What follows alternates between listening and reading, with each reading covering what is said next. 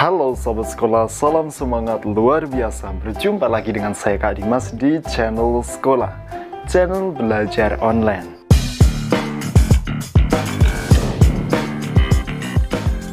Jadi bagi kalian-kalian yang saat ini sedang mencari materi pelajaran, sedang daring, sedang mencari tips trik soal motivasi dan inspirasi, kalian wajib subscribe channel ini. Dan jangan lupa kalian juga harus tekan tombol lonceng agar kalian senantiasa mendapatkan notifikasi terbaru dari setiap video-video yang diupdate oleh channel sekolah. Oke sahabat sekolah, hari ini Kak Dimas akan sharing di kelas edukasi, yaitu materi pelajaran kelas 5 SD, tema 5, subtema 3, pembelajaran ketiga.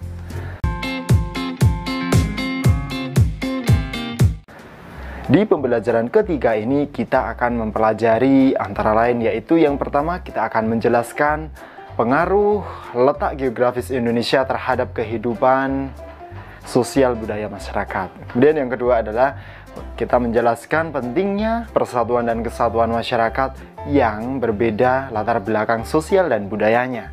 Oke, langsung saja kita mulai. Check it out. Sahabat sekolah, berikut ini ada sebuah bacaan teks yang berjudul Pengaruh Letak Geografis Indonesia Terhadap Kehidupan Sosial Budaya Masyarakat. Secara geografis, Indonesia diapi 2 samudra dan juga 2 benua. Di sebelah barat laut, Indonesia berbatasan dengan benua Asia. Di sebelah tenggara, Indonesia berbatasan dengan benua Australia. Di sebelah barat daya, wilayah Indonesia berbatasan dengan Samudra Hindia. Dan di sebelah timur laut berbatasan dengan Samudra Pasifik. Batas-batas geografis ini memberi sejumlah pengaruh bagi Indonesia sebagai sebuah negara dengan kebudayaan yang beragam. Kemudian perhatikanlah materi berikutnya. Oke sahabat sekolah, perhatikan gambar berikut ini. Nah, letak yang sangat strategis ini memberikan pengaruh sosial budaya yang besar terhadap kehidupan masyarakat Indonesia. Bangsa Indonesia menjadi bangsa yang terbuka untuk berinteraksi dan bekerja sama dengan bangsa lain yang ada di sekitarnya. Bangsa Indonesia menyadari pentingnya bekerja sama, saling membantu, dan peduli terhadap kehidupan masyarakat negara sekitarnya.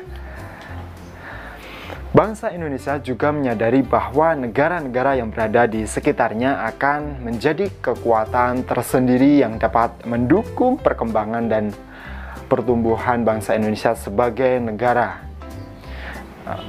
Wilayah Indonesia terdiri atas ribuan pulau yang dipisahkan oleh selat dan laut, merupakan satu kesatuan yang tidak bisa dipisahkan. Kondisi tersebut melahirkan keanekaragaman bahasa, suku, agama, dan kebudayaan daerah.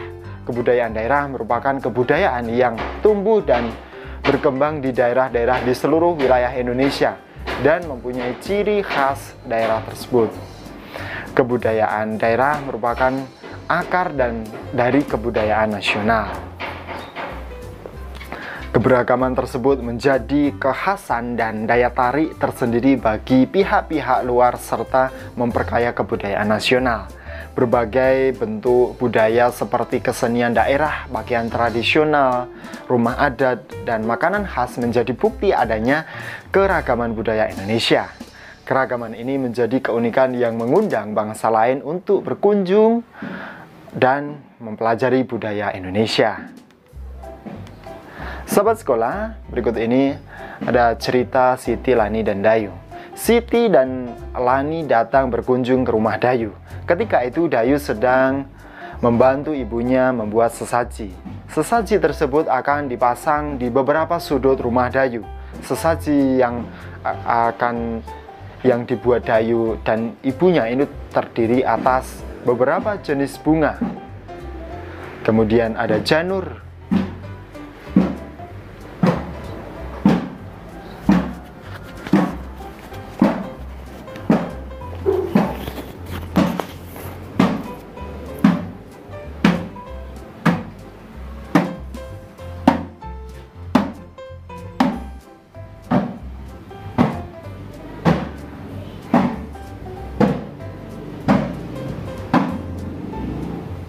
saya ulangi lagi. Sahabat sekolah, berikut ini ada cerita tentang Siti, Lani, dan juga Dayu. Siti dan Lani datang berkunjung ke rumah Dayu. Ketika itu Dayu sedang membantu ibunya membuat sesaji. Sesaji tersebut akan dipasang di beberapa sudut rumah Dayu. Sesaji yang dibuat Dayu dan ibunya terdiri atas beberapa jenis bunga. Sesaji tersebut diletakkan di dalam wadah yang terbuat dari janur. Ibu Dayu begitu terampil merangkai sesaji.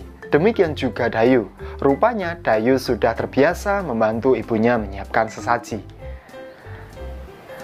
"Hai Dayu, kamu kelihatannya terampil sekali membuat sesaji itu," kata Lani. Dayu pun tersenyum. "Ibu mengajariku setiap hari, kami membuat sesaji. Mungkin karena aku sudah terbiasa, jadi terlihat seperti terampil ya oleh kalian," jawab Dayu. Siti yang sedari tadi tak henti melihat kegiatan membuat sesaji itu, akhirnya tidak tahan untuk bertanya kepada Dayu. "Bolehkah aku tahu mengapa kamu membuat sesaji setiap hari, Dayu?" tanya Siti. "Bagi kami masyarakat beragama Hindu, pada saat memulai hari kami berdoa dengan diiringi sesaji bunga. Sesaji ini diperuntukkan bagi para dewa sebagai ucapan syukur dan memohon perlindungan," jawab Dayu bersungguh-sungguh. "Tentu kalian juga punya cara sendiri untuk mengucap syukur dan memohon perlindungan, bukan?" kata Dayu sambil tersenyum. "Iya Dayu, kami mempunyai cara yang berbeda memang, tetapi ternyata tujuannya sama ya," seru Siti dengan riang.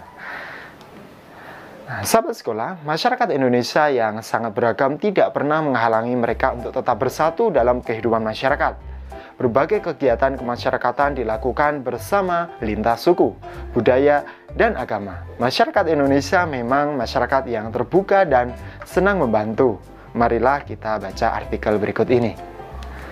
Judul artikelnya adalah "Masyarakat Bali yang Bersatu". Banyak bangsa mengagumi kehidupan masyarakat Indonesia yang sangat beragam, tetapi dapat hidup berdampingan dengan damai. Banyaknya pulau mencerminkan juga banyaknya kehidupan sosial dan budaya yang ada. Setiap suku yang hidup di suatu daerah mempunyai kehidupan sosial dan budaya yang khas dan unik. Belum lagi banyaknya bahasa yang digunakan oleh masyarakat tersebut. Akan tetapi ternyata perbedaan itu justru menjadi kekuatan dan kekayaan bangsa Indonesia. Perbedaan tersebut justru mempererat masyarakat untuk tetap berada dalam naungan Negara Kesatuan Republik Indonesia. Sejarah telah menunjukkan betapa terbukanya masyarakat Indonesia terhadap masyarakat lain yang berbeda. Salah satu masyarakat yang terbuka adalah masyarakat Bali. Pada sekitar abad ke-16, Bali diperintah oleh Raja Dalem Waturenggong. Itu tahun 1480 sampai 1550. Saat itu Raja bersama dengan rombongan mengadakan kunjungan ke Kerajaan Majapahit di Jawa Timur. Sekembalinya dari kunjungan tersebut, Raja diantar oleh sekitar 40 prajurit kerajaan, yaitu Kerajaan Majapahit yang beragama Islam, hingga sampai ke Pulau Bali. Ketika kepemimpinan Raja Dalem Waturenggong, semua prajurit yang beragama Islam tersebut diizinkan tinggal dan menetap di Bali yang penduduknya beragama Hindu. Sejak saat itulah terbentuk komunitas Islam di Bali. Mereka pun mendirikan sebuah masjid yang dipercaya sebagai masjid pertama di Bali. Masjid itu diberi nama Masjid Gelgel. Sahabat sekolah, kemudian hingga kini masyarakat Bali ini dapat hidup rukun dan damai dengan masyarakat lain yang berbeda kehidupan sosial budayanya. Pada setiap perayaan adat dan keagamaan di Bali, masyarakat yang tidak beragama Hindu ini menjaga agar perayaan dapat berlangsung aman dan damai. Demikian halnya ketika umat Islam atau Kristen menjalankan ibadahnya seperti sholat Jumat atau taraweh dan kebaktian di Minggu, masyarakat Hindu di Bali ini ikut menjaga tempat-tempat ibadah seperti masjid dan gereja. Oke, sahabat sekolah, itu tadi materi di pembelajaran ketiga ini. Tiba saatnya kamu mengerjakan tugas. Nah, tugasmu adalah sebutkan agama yang ada di Indonesia. Ada berapa ya? Ada 5, 6, 7, atau berapa yang diakui oleh pemerintah? Kamu sebutkan, tulis di kolom komentar, dan Kak Dimas tunggu ya.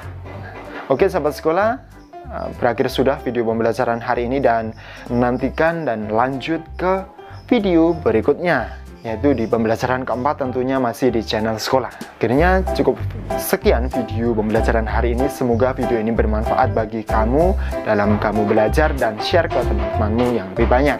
Cukup sekian, semangat luar biasa.